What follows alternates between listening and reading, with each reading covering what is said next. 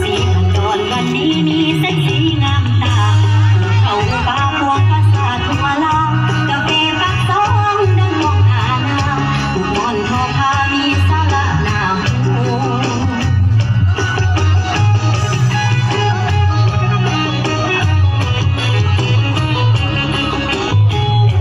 ลำสีพันดอนกับเสียงแคนแลนตะละละตำนานเก่าแก่แห่ภาษากัดกู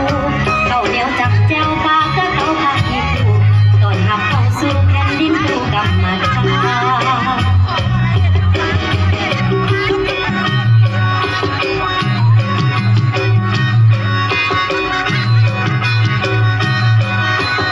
ขอเสียงเชียร์ดังๆอีกบ้านหนึ่งเลยดู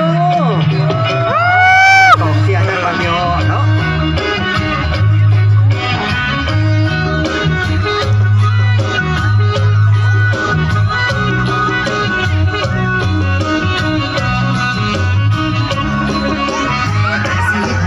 วันนี้มีแสงสีงามตาภูเขาฟ้าพวงภาษาทั่วลาวกาแฟปักซองดังมองหาน้ำบุกมอนทอพามีสาระน้ำหู